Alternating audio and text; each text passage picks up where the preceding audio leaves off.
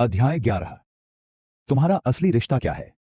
यह खबर global investment की आधिकारिक वेबसाइट के होम पेज पर छपी है। कवर पेज पर भी डायरेक्टर सिया शर्मा और प्रिया शर्मा के अनुबंध पर हस्ताक्षर करने की तस्वीर है। यह सच में 500 करोड़ का निवेश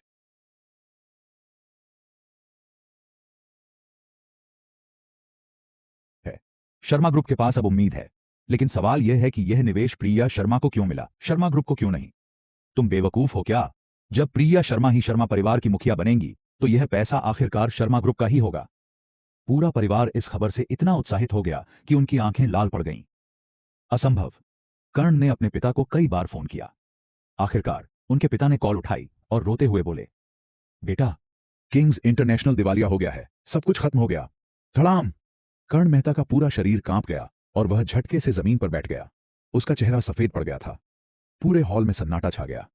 किंग्स इंटरनेशनल जयपुर के टॉप बिजनेस ग्रुप्स में से एक था, जो शर्मा ग्रुप से कई गुना बड़ा था। आज उसकी बर्बादी की खबर ने सबको स्तब्ध कर दिया था। किसी को नहीं पता था कि यह सब कुछ अर्जुन राठौड़ की एक साधारण सी योजना का नतीजा था। अर्जुन, अगर कुछ और नहीं है तो मैं अब चलती हूं। सिया शर्मा ने अपना काम पूरा किया और अर्जुन राठौड़ के सामने आकर रुकी। अर्जुन ने कुछ नहीं कहा, बस हल्के से सिर हिलाया। तुम्हारा और डायरेक्टर सिया शर्मा का रिश्ता क्या है? जैसे ही सिया शर्मा वहां से निकली, प्रिया शर्मा ने भौहें चढ़ाकर अर्जुन से पूछा। ग्लोबल इन्वेस्टमेंट की इतनी बड़ी हस्ती ने व्यक्तिगत रूप से शर्मा परिवार के सामने आकर स्थिति साफ की। यह कोई साधारण बात नहीं थी। शायद मैं ज्यादा समूं। अर्जुन ने सिर खुजलाते हुए मुस्कुराकर जवाब दिया। बकवास मत करो, प्रिया शर्मा ने उसे घूरते हुए कहा। जरूर यह सब मुरलीधर सेठ की वजह से हुआ है, उन्होंने हाथ बांधकर गहरी सोच में कहा। इसके अलावा कोई और संभावना ही नहीं थी। प्रिया को यकीन था कि अर्जुन के पास इतनी ताकत नहीं हो सकती। अगर तुम ऐसा सोचती हो तो ठीक है, अर्जुन ने कंधे उचकाते हुए कहा। अभी सच बताने का सही समय नहीं था। प्रिया, तुम सच में बहुत महान हो। अब पूरा परिवार प्रिया के पास आकर उन्हें बधाइयां देने लगा। प्रिया, मैंने तुम्हें बचपन में गोद में खिलाया है, भविष्य में मेरा भी ध्यान रखना।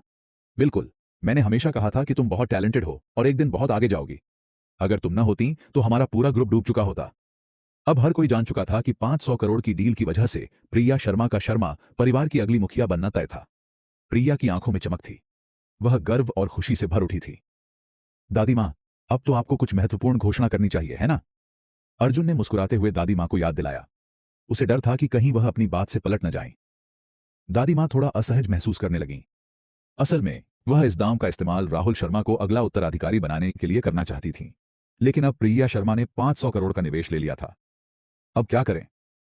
बेकार इंसान, इतनी जल्दी में हो? क्या तुम शर्मा परिवार की संपत्ति हड़पना चाहते हो? राहुल शर्मा ने व्यंग्य भरे लहजे में कहा। उसका यह ताना सिर्फ अर्जुन के लिए नहीं था, बल्कि दादी मां के लिए भी संकेत था। उन्हें याद दिलाने के लिए कि शर्मा परिवार की विरासत किसी बाहरी व्यक्ति के हाथों में नहीं जानी चाहिए। दादी मां, आपने शर्त लगाई थी, क्या आप भूल गईं? अर्जुन ने दोबारा कहा। हम्फ, बदतमीज, तुम्हें शर्मा परिवार के मामलों में दखल देने का कोई हक नहीं है, दादी मां ने सख्त आवाज में कहा। मैं पहले ही कह चुकी हूं, जो सबसे योग्य होगा वही शर्मा परिवार का अगला मुखिया बनेगा। अर्जुन ने कुछ कहने के लिए मुंह खोला, लेकिन दादी मां ने अपनी आंखें टेढ़ी करके उसे घूरा। इसका मतलब था, अब एक शब्द भी मत बोलो। प्रिया शर्मा अवाक रह गईं। यह अन्याय है। उनकी आंखें गुस्से और दुहक से लाल हो गईं। उन्होंने अपनी निचली होंठ इतनी जोर से दबा ली कि वह लगभग कट ही गई। शर्मा परिवार की इस राजनीति ने उन्हें निराश कर दिया था। अध्याय 12। स्वामी। लेकिन हमारा शर्मा परिवार भी जयपुर में एक प्रतिष्ठित नाम है। उत्तराधिकारी जैसी बड़ी बात को हल्के में नहीं लिया जा सकता। इसलिए मैं आधिकारिक रूप से उत्तराधिकारी की घोषणा अगले मंगलवार को उद्घाटन समारोह में सभी मीडिया के सामने करूंगी, दादी मां ने शांत भाव से कहा और बिना पीछे देखे बैठक कक्ष से बाहर चली गईं। हाँ, अगले मंगलवार को मैं तुम्हें दिखाऊंगा कि असली निराशा क्या होती है। राहुल शर्मा ने दांत पीसते हुए अर्जुन और प्रिया की ओर देखा। क्या बेटी, तुम्हें निवेश मिला, वो भी 500 करोड़ का? सुनीता देवी की आंखें आश्चर्य से चौड़ी हो गईं, मानो उन्होंने कोई भूत देख लिया हो। मां, यह सच है। सबसे बड़ी बात तो यह है कि मैंने शर्त जीत ली है और अब मैं शर्मा परिवार की उत्तराधिकारी बनने वाली हूं। प्रिया खुशी से झूम उठी। उसके मन में विजेता होने का गर्व था। दादी मां, क्या उन्होंने सहमति दी? सुनीता देवी ने संशय से पूछा। अब भी उन्हें इस बात पर भरोसा नहीं हो रहा था। हां मां, दादी मां ने कहा कि वे अगले मंगलवार प्रेस कॉन्फ्रेंस में आधिकारिक रूप से इसकी घोषणा करेंगी। प्रिया के आत्मविश्वास भरे उत्तर ने सुनीता देवी को राहत दी। बहुत बढ़िया, अब मेरी बेटी परिवार की अगली मुखिया बनने जा रही है। अब देखती हूं कौन मुझे नीचा दिखाने की हिम्मत करता है। सुनीता देवी ने गर्व से अपनी कमर पर हाथ रखकर कहा। और तू वहां क्या खड़ा है बेकार इंसान, मुफ्त की रोटी तोड़ने वाला, जल्दी से जाकर खाना बना, क्या तू मुझे भूखा मारेगा? सुनीता देवी ने अर्जुन को घूरते हुए डांट लगाई। उन्हें यह बिल्कुल पसंद नहीं था कि उनका दामाद, जो अब भी एक बेकार इंसान था, उनकी बेटी के भविष्य पर एक धब्बा बना रहे। अब वे जल्द से जल्द अर्जुन से पीछा छुड़ाने का तरीका सोच रही थीं। मां, अर्जुन को इस तरह मत बोलो, मैंने यह शर्त जीती सिर्फ। प्रिया सच बताने ही वाली थी कि अर्जुन ने हल्का सा सिर हिलाकर उसे रोक दिया। छोड़ो, मैं नहाने जा रही हूं। प्रिया ने झुंझलाते हुए अर्जुन की ओर देखा और फिर कमरे की ओर बढ़ गई। अर्जुन ने भी कंधे उचकाए और चुपचाप रसोई की ओर बढ़ गया। उसे किसी के विचारों से फर्क नहीं पड़ता था, बस उसे अपनी पत्नी की खुशी जरूरी थी। अगले दिन यह पहला मौका था जब अर्जुन प्रिया की स्कूटी पर बैठकर उसे कंपनी छोड़ने जा रहा था। जब वे क्लाउड टॉप विला के पास से गुजरे तो प्रिया ने अर्जुन को रुकने के लिए कहा। शर्मा परिवार की उत्तराधिकारी बनना मेरी पहली जीत है, लेकिन मेरा असली सपना इस क्लाउड टॉप विला में रहना है। प्रिया ने गहरी सांस ली और भव्य विला को देखते हुए कहा। क्लाउड टॉप विला पहाड़ों के चारों ओर बनाया गया था और यह जयपुर का सबसे प्रतिष्ठित और अमीरों का इलाका था, जहां सिर्फ शीर्ष परिवारों को रहने की अनुमति थी। तुम्हें यह जगह पसंद है? अर्जुन ने मुस्कुराकर पूछा। बिल्कुल, यह मेरा सपना है। अरे जल्दी चलो वरना देर हो जाएगी। प्रिया ने अर्जुन की बाजू पकड़कर उसे आगे बढ़ने के लिए कहा। ठीक है, मजबूती से पकड़ो। अर्जुन ने आसमान की ओर देखा और हल्के से मुस्कुराया। कॉर्पोरेट ऑफिस के सामने जैसे ही अर्जुन ने स्कूटी पार्क की, उनके बगल में एक चमचमाती BMW आकर रुकी। अरे वाह, ये तो हमारी नई इन्वेस्टर मैडम प्रिया शर्मा हैं, जो अब भी स्कूटी पर ऑफिस आती हैं। शर्म नहीं आती शर्मा परिवार का नाम डुबाते हुए? BMW से एक स्टाइलिश और घमंडी लड़की उतरी, जो कोई और नहीं बल्कि राहुल शर्मा की बहन स्नेहा शर्मा थी। चलो अर्जुन, इसे इग्नोर करो, प्रिया ने गुस्से में कहा और ऑफिस की ओर बढ़ने लगी। रुको, स्नेहा ने गुस्से में रास्ता रोक लिया। क्या हुआ, मुझे देखकर भाग क्यों रही हो? कोई गड़बड़ तो नहीं की? मैं तुमसे बस इतना कहना चाहती हूं कि तुम स्कूटी पर ही रहो, लग्जरी कारों के सपने मत देखो, वरना तुम्हारी हालत बहुत बुरी होगी, स्नेहा ने घमंड से कहा। वह अपने भाई का बदला लेना चाहती थी। तुम्हारी कार बहुत महंगी है क्या? अर्जुन ने नकली आश्चर्य से पूछा। बिल्कुल, यह BMW 3 करोड़ की है। तुम तो 10 साल बिना खाए पिए रहोगे, तब भी इसका टायर नहीं खरीद पाओगे, स्नेहा ने अर्जुन का अपमान करते हुए कहा। और तुम अर्जुन, यह मत सोचो कि सिर्फ प्रिया से शादी करके तुम बड़े आदमी बन गए हो। तुम सिर्फ एक बोझ हो जो अपनी बीवी को स्कूटी पर ऑफिस छोड़ने आता है। स्नेहा की आवाज इतनी ऊंची थी कि कई लोग यह तमाशा देखने के लिए इकट्ठा हो गए। तभी अचानक वहां मौजूद लोग हक्का बक्का रह गए। अरे ये क्या देख रहा हूं? रोल्स रॉयस फैंटम, वह भी एक नहीं 20। हे भगवान, ये कौन सा बड़ा आदमी जयपुर में आया है? लोग हैरान थे। 20 रोल्स रॉयस फैंटम कारें शर्मा ग्रुप के ऑफिस के सामने बड़े शान से खड़ी हो गईं। कौन हो सकते हैं ये लोग?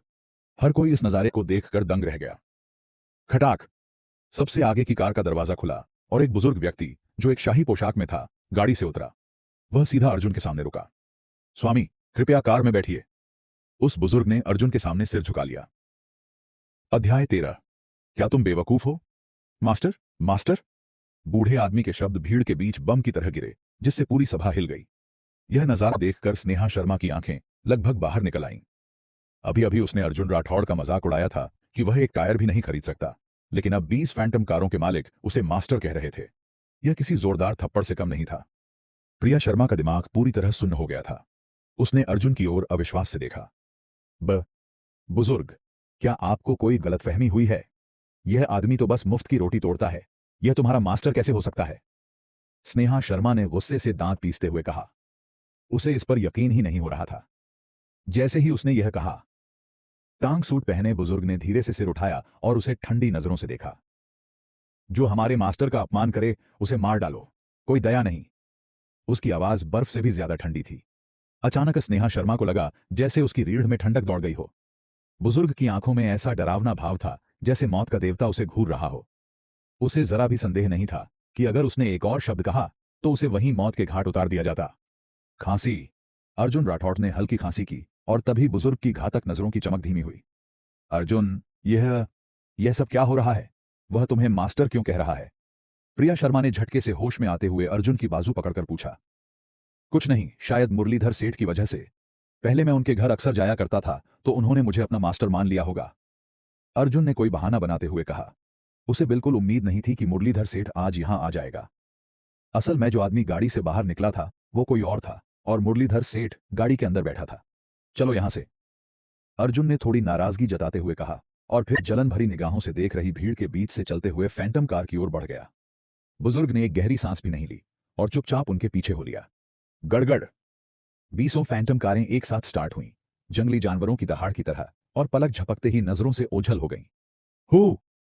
स्नेहा शर्मा इतनी घबराई हुई थी कि जैसे उसकी सारी ताकत खत्म हो गई हो। वह कमजोरी से जमीन पर गिर पड़ी। अपनी पत्नी को अंदर छोड़ने के बाद Arjun Rolls Royce Phantom car में आया और उसने ध्यान रखा कि कोई उसे देख न ले। मुरलीधर सेठ, तुमसे एक संतोषजनक जवाब चाहिए, अर्जुन ने ठंडे स्वर में कहा। उसने मुरलीधर सेठ को कई बार चेतावनी दी थी कि उसके नाम को ज्यादा उजागर न करे, लेकिन आज इन फैंटम कारों के भव्य काफिले ने उसे मुश्किल में डाल दिया था। महाराज, यह छोटा आदमी अपनी गलती मानता है। अर्जुन की नाराजगी देखकर मुरलीधर सेठ इतना डर गया कि कार में ही घुटनों के बल बैठने वाला था। थोड़ा शांत होकर उसने कहा, यह हैं ड्रैगन राजा सभा के उपसभापति योगेश तिवारी। साथ ही यह भारत के टॉप 10 उद्योगपतियों में से एक हैं, जिनके तरीके बेहद प्रभावशाली हैं। इससे पहले आपने मुझे राजधानी के राठौड़ परिवार की जानकारी इकट्ठा करने का आदेश दिया था। ड्रैगन राजा सभा का उपसभापति? अर्जुन ने हल्का सा भौहें चढ़ाईं। वह जानता था कि ड्रैगन राज सभा 3 क्षेत्रों, 6 विभागों और 72 सेनापतियों में बांटी हुई थी, जिनके पद प्रांतपति, विभागाध्यक्ष और सेनापति थे। पर उपसभापति? पहली बार इसका नाम सुना था। शायद कोई मामूली पद होगा, लेकिन फिर भी मुरलीधर सेठ से ऊपर ही होगा। कृपया हमें माफ कर दें महाराज। असल में यह न्यूनतम व्यवस्था थी। 20 फैंटम कारें मेरी यात्रा के लिए जरूरी थीं, योगेश तिवारी ने झेंपते हुए कहा और अपना गंजा सिर उजाया। 20 फैंटम कारें और यह न्यूनतम व्यवस्था? अर्जुन ने आंखें घुमाई। ठीक है, इस बार मैं कुछ नहीं कहूंगा। राजधानी के राठौड़ परिवार की जानकारी दो। जैसे ही उसने राठौड़ परिवार का नाम लिया, अर्जुन की आंखों में ठंडक बढ़ गई, क्योंकि एक अजनबी की बातों पर भरोसा करके उसकी मां ने उसे घर से निकाल दिया था। साथ ही उसका जुड़वां भाई उसे जान से मारने के लिए हजारों मील तक उसका पीछा कर चुका था। अगर वह बूढ़े साधु से नहीं मिला होता तो शायद आज वह सिर्फ हड्डियों का ढेर होता। जी हां महाराज। योगेश तिवारी ने अर्जुन की ठंडी निगाहों को महसूस किया और झट से पहले वह बूढ़े साधु से नहीं मिला होता तो शायद आज वह सिर्फ हड्डियों का ढेर होता। जी हां महाराज। योगेश तिवारी ने अर्जुन की ठंडी निगाहों को महसूस किया और झट से पहले से तैयार की गई एक फाइल निकालकर दे दी। दिलचस्प, बहुत दिलचस्प। मेरा प्यारा भाई ल्यूकेमिया से जूझ रहा है और उसके लिए सिर्फ मेरी हड्डी का मज्जा ही सही रहेगा। मुझे लगता है उन्होंने मुझे खोजने के लिए पहले ही जयपुर में लोगों को भेज दिया होगा, है ना? अर्जुन ने ठंडी हंसी हंसी। कड़क। उसके हाथों में स्टील का हैंडल चूर चूर हो गया। यह दृश्य देखकर मुरलीधर सेठ और योगेश तिवारी पत्थर की मूर्तियों की तरह जड़ हो गए। महाराज, कितने खतरनाक हैं। योगेश तिवारी, अच्छा किया। अब जब तुम राजधानी लौटो तो राठौड़ परिवार की हर गतिविधि पर नजर रखो। जैसे ही वे जयपुर में किसी को भेजें, मुझे तुरंत खबर चाहिए। अर्जुन ने ठंडे स्वर में आदेश दिया। जी महाराज। योगेश तिवारी ने अर्जुन की मंजूरी को महसूस किया और उत्साहित होकर सिर झुका दिया। हां मुरलीधर सेठ, माउंट हिल पर कितनी हवेलियां हैं? अर्जुन को अचानक सुबह का वह सपना याद आया जो प्रिया शर्मा ने बताया था। उसके चेहरे पर हल्की कोमलता आ गई। हिल की तलहटी से शिखर तक कुल 6 स्तर हैं। पहले 5 स्तरों पर 4-4 हवेलियां हैं और सबसे ऊपर सिर्फ एक हवेली है। कुल मिलाकर 21 हवेलियां हैं। माउंट हिल की हवेली की कीमत कम से कम 100 करोड़ है और शिखर की हवेली 300 करोड़ में बिकी थी। मुरलीधर सेठ ने पूरी जानकारी दी। ओह, तो मेरे लिए बादलों की चोटी की हवेली खरीद लो, मेरी पत्नी को पसंद है, अर्जुन ने हल्के से कहा। महाराज, कौन सी हवेली चाहिए? सिर्फ शिखर की हवेली ही आपके कद के योग्य है, मुरलीधर सेठ ने सम्मान से कहा। कौन सी? अर्जुन ने उसे बेवकूफों की तरह देखा। क्या तुम बेवकूफ हो? मैंने कहा, बादलों की चोटी की सारी हवेलियां खरीद लो। अध्याय 14, मैं तुम्हें पूरी दुनिया दूंगा। सारी? यह सुनकर योगेश तिवारी तक का चेहरा फक पड़ गया। 21 हवेलियां? यह सुनकर योगेश तिवारी तक का चेहरा फक पड़ गया। 21 हवेलियां, जिनकी कुल कीमत कम से कम 2300 करोड़ थी। मुरलीधर सेठ थोड़ा बेहतर स्थिति में था। आखिरकार वह पहले ही अर्जुन राठौड़ के 10,000 करोड़ की ग्लोबल इन्वेस्टमेंट डील में शामिल हो चुका था। हम्मा? मुरलीधर सेठ, कुछ भी हो, मुझे इस हफ्ते के अंदर सारी हवेलियों के संपत्ति प्रमाण पत्र चाहिए, अर्जुन ने तारीख पर एक नजर डालते हुए कहा। जी हुजूर। मुरलीधर सेठ ने तुरंत सिर झुका दिया, लेकिन उसका दिल जोर जोर से धड़क रहा था, क्योंकि बादलों की चोटी पर रहने वाले लोग जयपुर के सबसे ऊंचे तबके से थे। विशेष रूप से वह रहस्यमयी शख्स जो हाल ही में इस दुनिया में आया था। दोपहर का समय हो चुका था। अर्जुन, प्रिया शर्मा को लेने के लिए शर्मा ग्रुप के ऑफिस पहुंचा, लेकिन लंबा इंतजार करने के बाद भी वह नजर नहीं आई। कोई और चारा न देखकर उसे ऊपर जाकर देखना पड़ा, और जैसे ही वह दफ्तर में दाखिल हुआ, ओह, देखो कौन आया है। 20 फैंटम कारों में घूमने वाला बॉस, लेकिन आज तो साइकिल पर भी नहीं आया। स्नेहा शर्मा ने व्यंग्य से कहा। आज सुबह मिली शर्मिंदगी का पूरा बदला लेने के लिए वह तैयार थी। प्रिया कहां है? अर्जुन ने उसकी बकवास को नजरअंदाज करते हुए पास खड़े चश्मा पहने युवक से पूछा। मुझे नहीं पता, युवक ने नफरत भरी नजरों से जवाब दिया। क्या बात है, अपनी बीवी को ढूंढ रहे हो? हाँ हाँ हाँ, हो सकता है अभी किसी के साथ मजे कर रही हो, स्नेहा शर्मा ने नीचता से हंसते हुए कहा। उसके दिमाग में यही ख्याल आया कि मुरलीधर सेठ ने अर्जुन की मदद सिर्फ प्रिया की खूबसूरती की वजह से की होगी। तुम सच में मरने से नहीं डरते? अर्जुन की आंखों में ठंडक भर गई। उसे कोई फर्क नहीं पड़ता कि लोग उसका मजाक उड़ाते हैं, लेकिन प्रिया का अपमान उसकी सहन शक्ति से बाहर था। अरे प्रिया, तुम्हारा फ्री वाला पति तुम्हें लेने आया है। तभी बाहर से राहुल शर्मा की आवाज आई। उसके पीछे प्रिया शर्मा थी, जो शॉपिंग बैग्स लिए खड़ी थी। अर्जुन, तुम यहां क्यों आए? प्रिया ने उसे देखकर हैरानी जताई। उसे लगा था कि अर्जुन आज मुरलीधर सेठ के साथ व्यस्त होगा, लेकिन वह इतनी जल्दी लौट आया। अर्जुन ने कुछ नहीं कहा, वह बस आगे बढ़ा और प्रिया के हाथों से भारी बैग्स ले लिए। तुम ये सब क्यों कर रही हो? अर्जुन का स्वर शांत था, लेकिन उसका दिल अंदर ही अंदर दुखी था। उसने 500 करोड़ खर्च कर दिए और उसकी बीवी को फिर भी शोषण सहना पड़ रहा था। कोई बात नहीं, बस इसे घमंड करने दो। अगले मंगलवार के बाद मैं आधिकारिक रूप से शर्मा ग्रुप की वारिस बन जाऊंगी, फिर इसका घमंड भी खत्म हो जाएगा। प्रिया ने धीरे से अर्जुन का हाथ थामते हुए कहा। अर्जुन का गुस्सा देखकर उसे अंदर से अजीब सी खुशी महसूस हो रही थी। अगला मंगलवार? ज्यादा खुश मत हो, अभी यह तय नहीं कि असली विजेता कौन होगा, राहुल शर्मा ने व्यंग्य से कहा। दादी मां को बाहरी लोगों का शर्मा परिवार की संपत्ति पर हक जताना पसंद नहीं था, और अर्जुन प्रिया की सबसे बड़ी कमजोरी था। भाई, अगले मंगलवार 12 मार्च है, और यह मेरी प्यारी बहन की शादी की सालगिरह भी है। मैं तो बहुत खुश हूं, स्नेहा शर्मा ने हंसी छिपाते हुए कहा, लेकिन उसकी आंखों में हास्य और तिरस्कार साफ झलक रहा था। एक पल में ही प्रिया शर्मा की आंखों की चमक मंद पड़ गई, और अर्जुन राठौड़ की आभा और ठंडी हो गई। धत्त तेरी की सालगिरह? मुझे तो यह शर्म का दिन लगता है। जब यह शादी हुई थी तब पूरे जयपुर में शर्मा परिवार का मजाक बना था, राहुल शर्मा ने गुस्से से थूकते हुए कहा। हाँ, उस दिन के बाद से मैं हर साल 12 मार्च को घर से बाहर निकलने से डरता हूं, क्योंकि लोग ताने मारते हैं। हाय रे, शादी करनी थी तो कम से कम कोई काबिल आदमी चुनती, अब तो बस एक मुफ्तखोर पति मिला। शर्मा परिवार के वारिसों ने भी अपनी नफरत जाहिर की। उनके लिए राहुल ही असली उत्तराधिकारी था। प्रिया शर्मा ने धीरे धीरे सिर झुका लिया और अपने होंठ काट लिए। 12 मार्च को उसकी शादी हुई थी, लेकिन कोई समारोह नहीं हुआ था। उस रात वह अपने कमरे में बंद होकर सुबह तक रोई थी। वह समझ ही नहीं पाई थी कि उसके दादाजी, जो उसे सबसे ज्यादा प्यार करते थे, ने मरने से पहले उसे अर्जुन से शादी करने की शर्त क्यों रखी थी। इस शादी के कारण वह शर्मिंदगी और अपमान का प्रतीक बन गई थी। उसकी आंखों में आंसू छलक आए। अर्जुन ने जब उसकी बेबसी देखी तो उसका दिल कसक उठा। सालों से लोग उसे कचरा समझते थे, उसे अपमानित करते थे, लेकिन सच्चाई यह थी कि प्रिया उससे भी ज्यादा दर्द सह रही थी।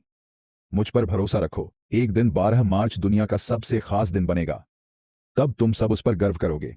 अर्जुन ने पहली बार अपना संकल्प जाहिर किया।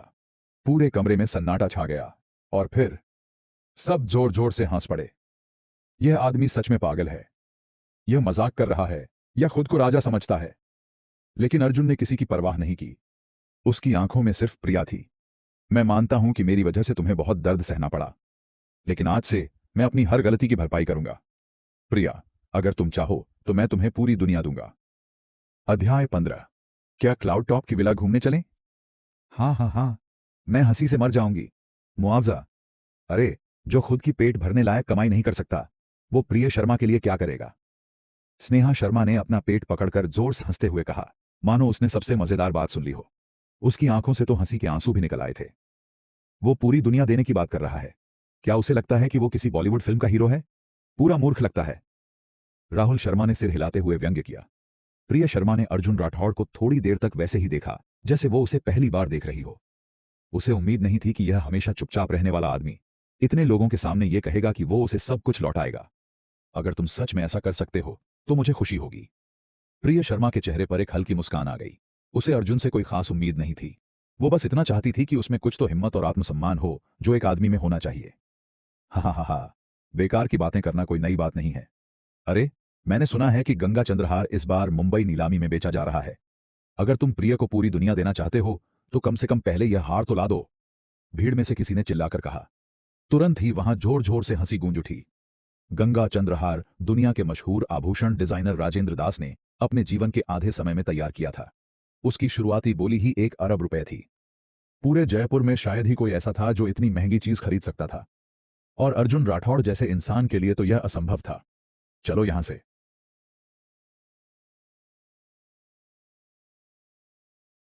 प्रिया शर्मा अब और ज्यादा उन सबकी ठंडी और व्यंग्य भरी बातों को सुनना नहीं चाहती थी, इसलिए उसने धीरे से कहा, गंगा चंद्रहार हर औरत का सपना था, और वो भी इससे अलग नहीं थी। अर्जुन ने प्रिया की आंखों में झलकती इस इच्छा को साफ साफ देखा। अगली सुबह अर्जुन राठौड़ को मुरलीधर सेठ का फोन आया। क्लाउड हिल के विला की खरीदारी पूरी हो गई। कितने में? अर्जुन ने जिज्ञासा से पूछा। उसे पैसों का अफसोस नहीं था, बल्कि वो मुरलीधर सेठ की क्षमता देखना चाहता था। स्वामी, कुल मिलाकर 5 अरब रुपए लगे। मुरलीधर सेठ खुद भी हैरान था। जब से वो अर्जुन राठौड़ और ड्रैगन किंग्स हॉल के बीच मध्यस्थ बना था, उसे महसूस हो रहा था कि पैसा पानी की तरह बह रहा है। अच्छा किया, अर्जुन ने संतोषपूर्वक सिर हिलाया। आखिरकार क्लाउड टॉप के विला जैसी जगहों पर प्रभावशाली लोग रहते थे। ऐसी संपत्तियां खरीदना आसान नहीं था। एक ही दिन में 5 अरब रुपए खर्च कर देना कोई छोटी बात नहीं थी। उसी समय प्रिय शर्मा ने अर्जुन को बुलाया। अर्जुन, मेरे साथ चलो। कुछ मिनट बाद अर्जुन कार चला रहा था और उसने पूछा, पत्नी, हम किसे लेने जा रहे हैं? हम एयरपोर्ट जा रहे हैं। मेरी बहन जोया मल्होत्रा और उनके पति आ रहे हैं। वो कुछ दिनों के लिए जयपुर में रहेंगे, तो हमें उनका ध्यान रखना होगा। प्रिय ने खिड़की से बाहर देखते हुए कहा। जोया मल्होत्रा? फिर से वही अहंकारी औरत। अर्जुन को तुरंत याद आया कि जोया हमेशा उसे तुच्छ समझती थी और हर बार उसे नीचा दिखाने की कोशिश करती थी। उसकी बातों का सामना करने की सोचकर ही उसका सिर दर्द करने लगा। आधे घंटे बाद जयपुर एयरपोर्ट पर, दीदी, मैं यहां हूं। जोया मल्होत्रा भीड़ को चीरते हुए तेजी से आगे आई। उसके साथ एक लंबा चौड़ा आदमी था जो एक ब्रांडेड सूट पहने हुए था। दीदी, ये मेरे पति हर्षवर्धन कपूर हैं। डार्लिंग, ये मेरी बहन प्रिया शर्मा है। जोया ने परिचय करवाया। नमस्ते। हर्षवर्धन की आंखें प्रिया को देखते ही चमक उठीं। अविश्वसनीय, इतनी सुंदर औरत भी होती है। नमस्ते, ये मेरे पति अर्जुन राठौड़ हैं, प्रिया ने औपचारिक रूप से जवाब दिया। ओह डार्लिंग, क्या यही वो दामाद हैं जिनके बारे में तुमने बताया था? हर्षवर्धन ने अर्जुन को पूरी तरह से नजरअंदाज करते हुए जोया से पूछा।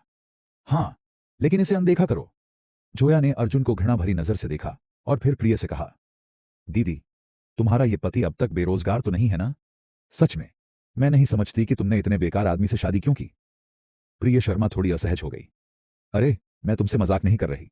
देखो, तुम मुझसे ज्यादा सुंदर हो, लेकिन मेरी किस्मत तुमसे कहीं बेहतर है। मेरे पति अमेरिका में सुपरमार्केट चेन के मालिक हैं, जिनकी संपत्ति 100 करोड़ से अधिक है। इस बार हम सिर्फ घूमने ही नहीं आए, बल्कि भारत में निवेश के मौके देखने भी आए हैं। हर्षवर्धन का प्लान है कि अपने कुछ बिजनेस भारत में भी सेट करें। जोया ने गर्व से कहा। नहीं नहीं, मैं तो बस एक छोटा मोटा काम कर रहा हूं। एक आदमी के लिए अपनी जिम्मेदारी निभाना जरूरी होता है। हर्षवर्धन ने विनम्रता दिखाने की कोशिश की, लेकिन उसकी आंखों में अर्जुन के प्रति गहरी नफरत और ईर्ष्या झलक रही थी। भगवान कितने अन्यायपूर्ण हैं। एक निकम्मा आदमी इतनी खूबसूरत बीवी का हकदार कैसे हो सकता है? बिल्कुल, अगर अर्जुन के पास कोई काम नहीं है तो वो मेरे बिजनेस में जुड़ सकता है, लेकिन उसके जैसे इंसान के लिए शायद सिर्फ गार्ड या सफाई कर्मचारी की ही नौकरी बची होगी। आखिर उसकी पढ़ाई लिखाई भी तो कमजोर ही होगी। हर्षवर्धन ने प्रिया की तरफ घूरते हुए अर्जुन को अपमानित करने की कोशिश की। अर्जुन चुपचाप खड़ा सब देखता रहा। अच्छा हाँ, इस बार तुम लोग कहीं घूमने का प्लान बना रहे हो? प्रिया ने अर्जुन को जलील होते देख माहौल बदलने की कोशिश की। हाँ हाँ, हम क्लाउड टॉप घूमने जा रहे हैं, जोया ने गर्व से कहा। क्या? अर्जुन राठौड़ ने अचानक कार रोक दी।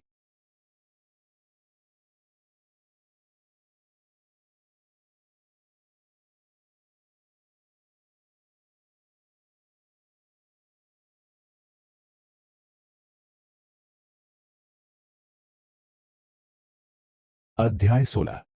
रहस्यमयी व्यक्ति। मेरे घर पर घूमने आना चाहते हो? क्या मेरी इजाजत ली है? अर्जुन राठौर मन ही मन मुस्कुराया।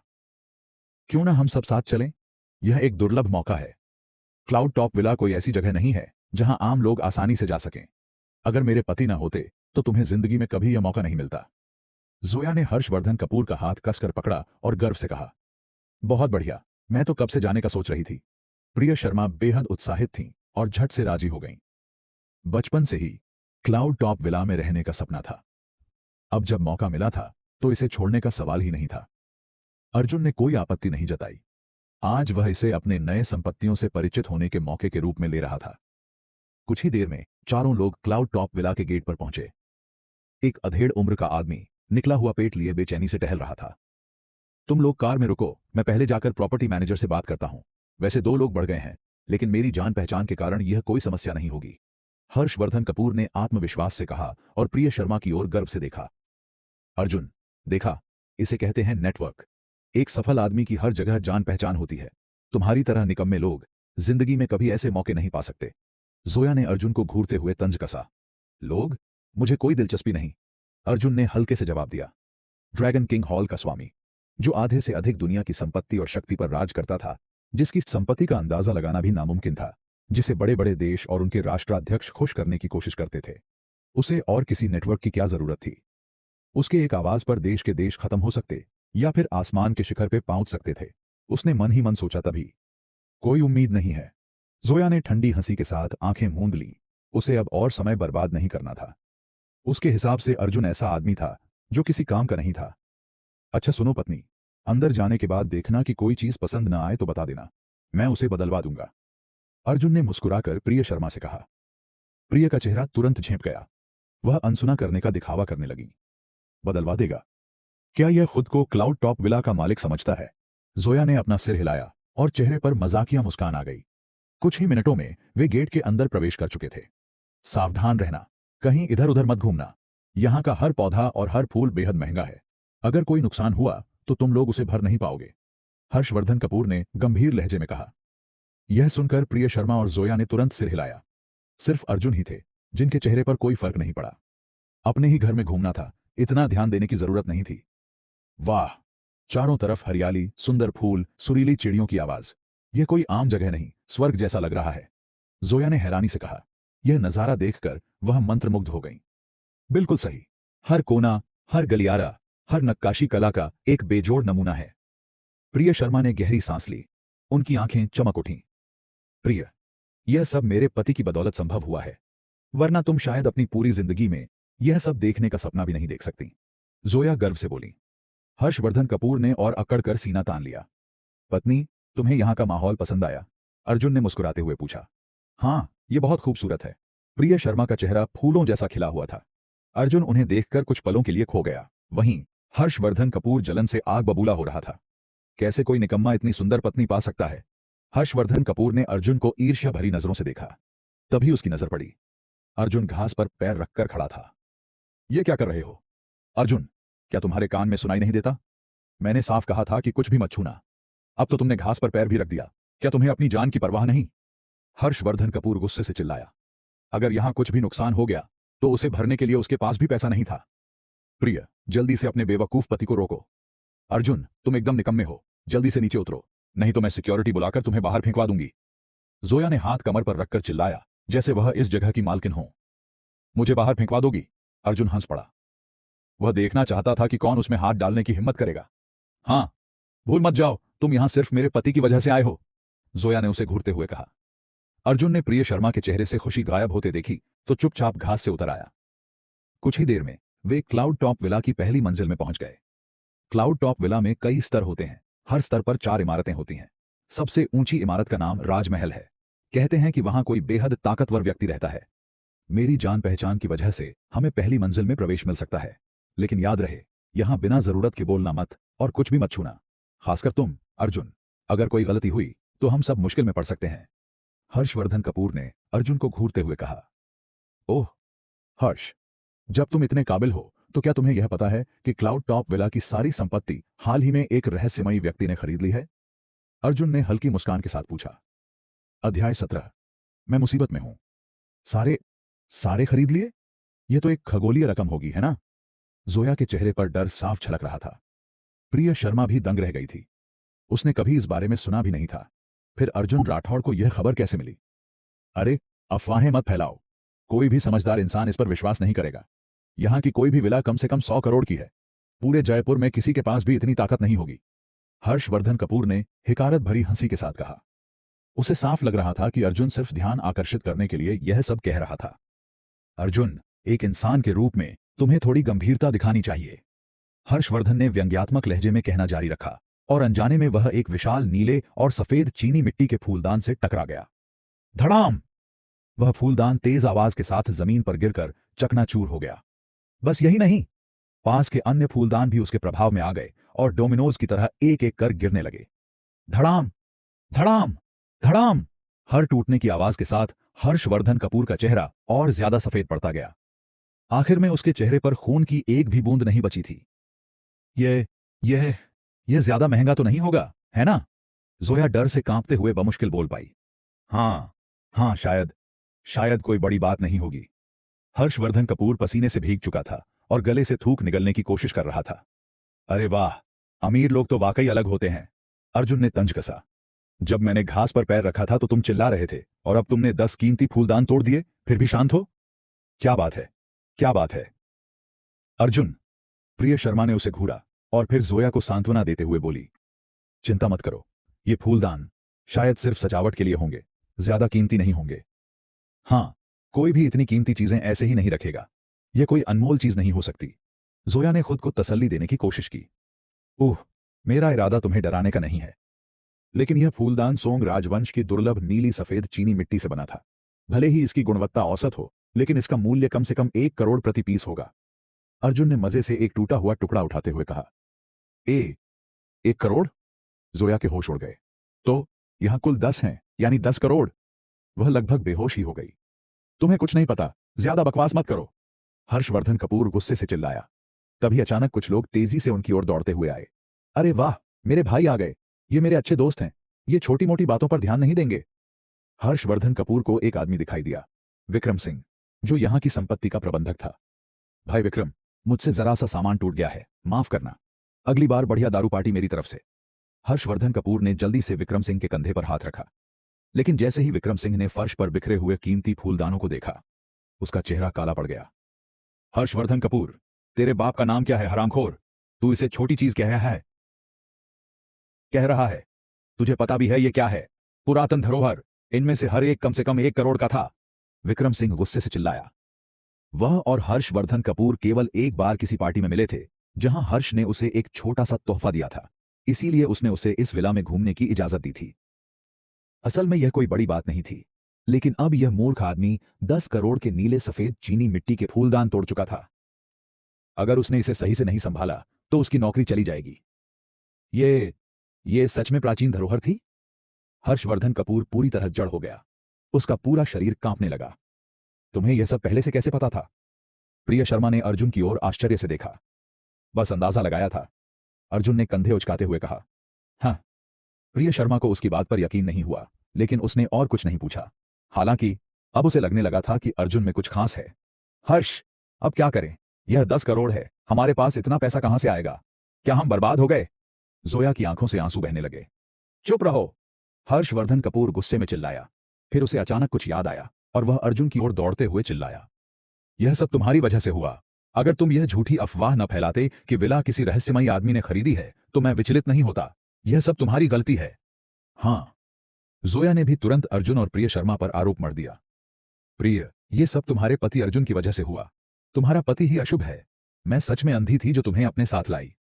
प्रिय शर्मा हैरानी से जोया को देखती रह गई।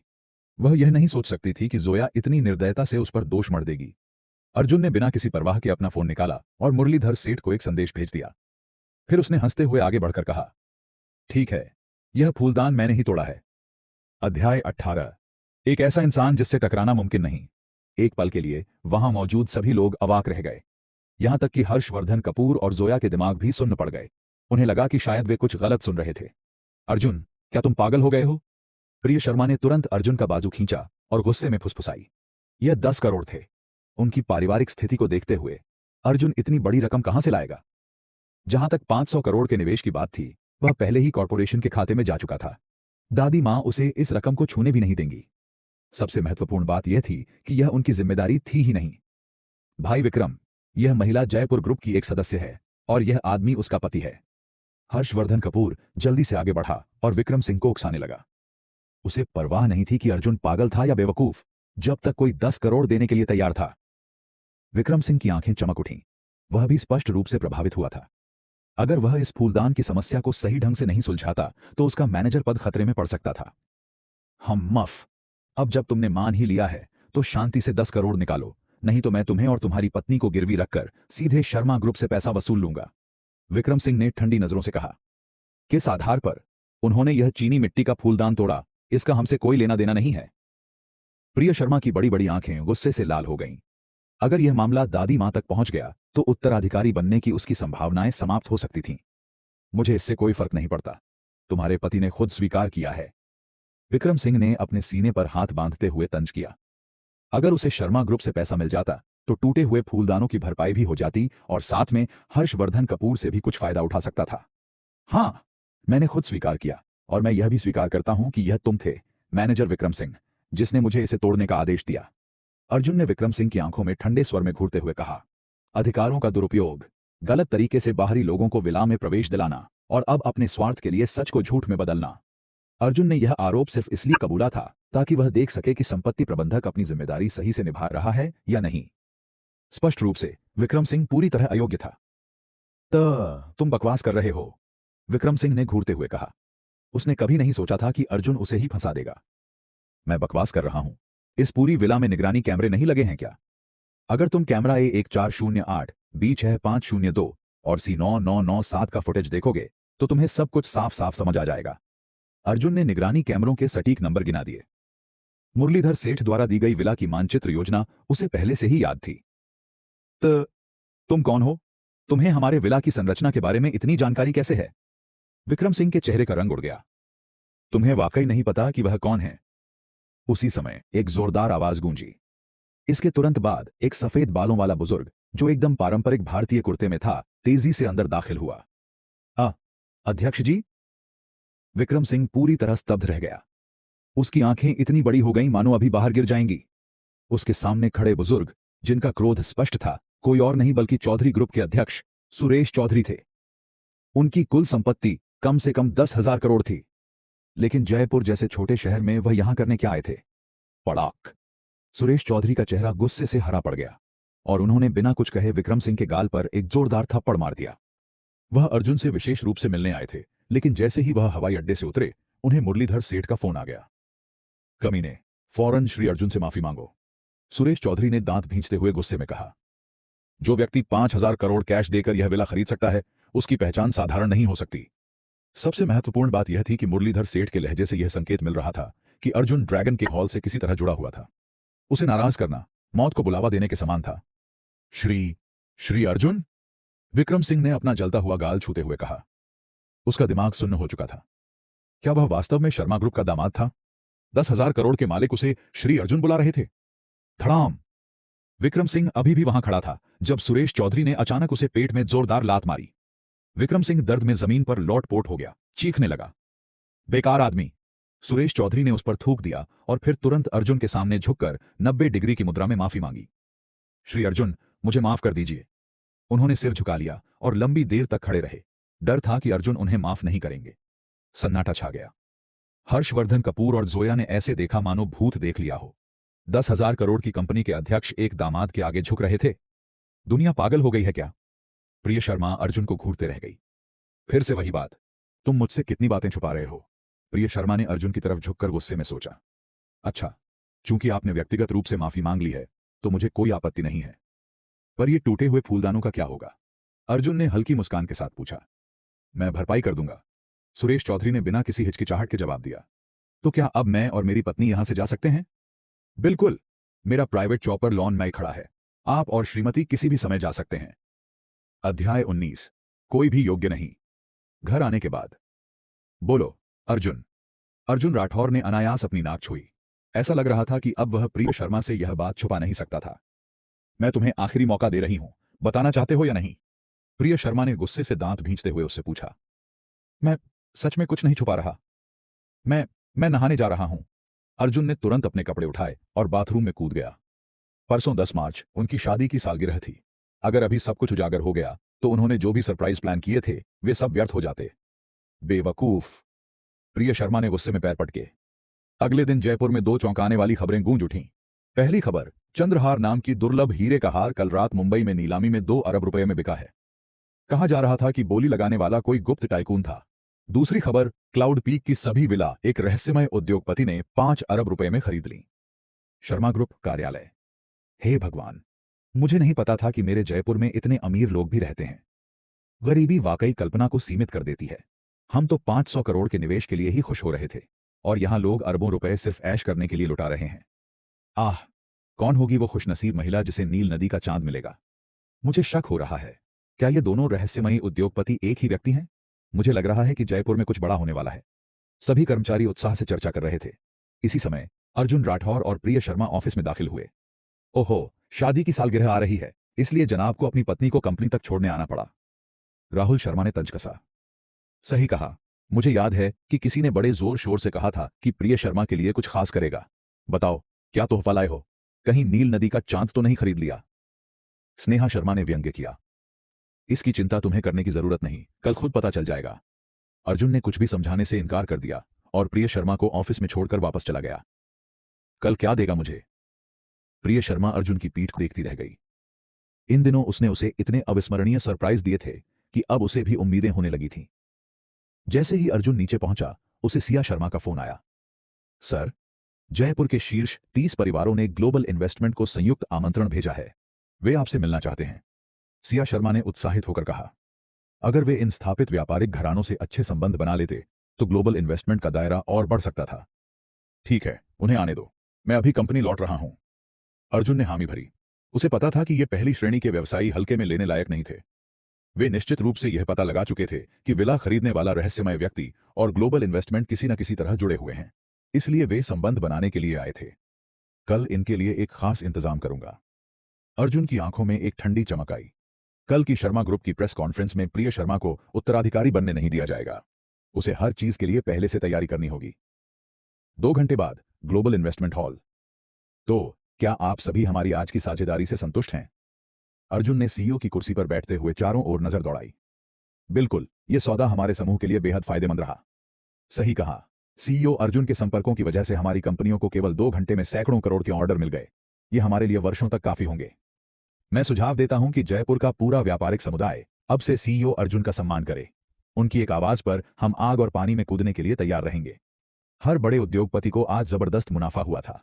वे इतने उत्साहित थे कि अगर अर्जुन उन्हें झुकने को कहता तो वे खुशी खुशी ऐसा कर लेते। आग और पानी में कूदने की जरूरत नहीं है, अर्जुन ने हल्की मुस्कान के साथ कहा। पर हां, कल मैं आप सब से एक काम करवाना चाहूंगा। उम्मीद करता हूं कि कल शर्मा ग्रुप की प्रेस कॉन्फ्रेंस में आप सब। जब अर्जुन घर पहुंचा तब तक रात हो चुकी थी। तुम्हें आखिरकार घर वापस आने की सुधाई। ना खाना बनाते हो, ना कपड़े धोते हो, बस बाहर आवारागर्दी करते रहते हो, सुनीता देवी ने गुस्से में उसे घूरते हुए कहा। प्रिय शर्मा कुछ नहीं बोली, बस सोफे पर बैठी रही, लेकिन उसकी भौहें तन गई थीं। पत्नी, क्या कुछ हुआ? अर्जुन ने चिंतित स्वर में पूछा। आज राहुल शर्मा ने बताया कि दादी मां ने उसे उत्तराधिकारी घोषित कर दिया है। उन्होंने मुझसे कह दिया कि अब मैं इस बारे में सोचना भी छोड़ दूं। प्रिय शर्मा ने भारी मन से कहा। मफ, ये अन्याय है। इस बार तो तुमने शर्त भी जीत ली थी। अगर दादी मां इतनी पक्षपाती हैं तो मैं कल उनसे जाकर हिसाब चुकता करूंगी। सुनीता देवी ने कमर पर हाथ रखते हुए गुस्से में कहा। इससे क्या होगा? दादी मां ने जो फैसला किया है उसे कोई नहीं बदल सकता। प्रिय शर्मा की बात सुनकर सुनीता देवी एकदम चुप हो गईं। फिक्र मत करो मेरी पत्नी, कल के प्रेस कॉन्फ्रेंस में प्रिय शर्मा के अलावा कोई भी शर्मा ग्रुप का उत्तराधिकारी बनने के लायक नहीं है, अर्जुन राठौर ने पूरी आत्मविश्वास के साथ कहा। अध्याय 20। 12 मार्च आ पहुंचा। उसी समय शर्मा हवेली में। देखिए दादी मां, यह मेरे द्वारा की गई जांच का परिणाम है। पता चला कि अर्जुन राठौर ने प्रिय शर्मा से पहले ही ग्लोबल इन्वेस्टमेंट से निवेश करा लिया था, और वह भी सिर्फ एक बार नहीं बल्कि कई बार। इसके अलावा जो बात और भी अजीब है वह यह कि बैठक कक्ष में सिया शर्मा नाम की महिला अर्जुन के इशारे पर चल रही थी। मुझे पूरा यकीन है कि यह अर्जुन की चाल है। उसने जानबूझकर ग्लोबल इन्वेस्टमेंट को शर्मा ग्रुप में निवेश करने के लिए उकसाया ताकि प्रिय को बढ़त मिल सके और अंततः हमारे 100 साल पुराने व्यवसाय पर कब्जा कर सके। राहुल शर्मा ने कुछ दस्तावेज दादी मां को सौंपते हुए कहा। उसकी इतनी हिम्मत? दादी मां ने अपने छड़ी को जमीन पर जोर से पटका। उनकी आंखों में क्रोध झलक रहा था। दादी मां, समस्या की जड़ यह है कि मैंने प्रिय के कहने पर यह शर्त मान ली थी।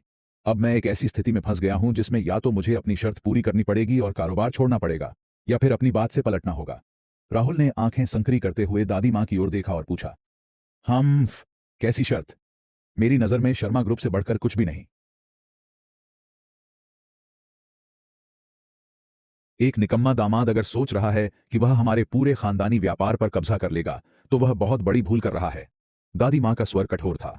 राहुल के चेहरे पर संतोषजनक मुस्कान उभर आई। अब देखना प्रिय, कल की प्रेस कॉन्फ्रेंस में तुम मुझसे कैसे मुकाबला करोगी। आखिरकार 12 मार्च आ ही गया। सुबह होते ही प्रिय शर्मा को एहसास हुआ कि अर्जुन घर पर नहीं था। क्या यह सच में मेरे लिए कोई तोहफा तैयार कर रहा है? इस विचार के आते ही प्रिय के चेहरे पर एक मीठी मुस्कान आ गई।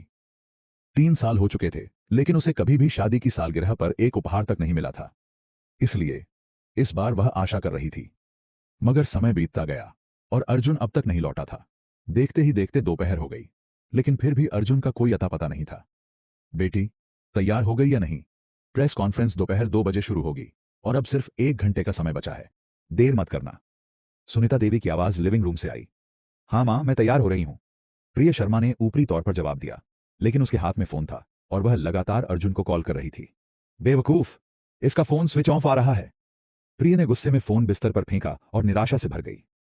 धीरे धीरे वह कमरे के कोने में बैठ गई और उसकी आंखों से आंसू छलकने लगे। मैं कितनी मूर्ख हूं जो इससे कोई उम्मीद लगा बैठी। लेकिन क्यों क्यों मुझसे झूठ बोला अर्जुन? अगर तुम मुझे कोई महंगा गिफ्ट नहीं दे सकते तो कोई बात नहीं, बस एक फूल या कोई साधारण सा तोहफा भी होता तो मैं बहुत खुश हो जाती। प्रिया की पतली काया हल्के से कांपने लगी। अब वह पूरी तरह अर्जुन से निराश हो चुकी थी।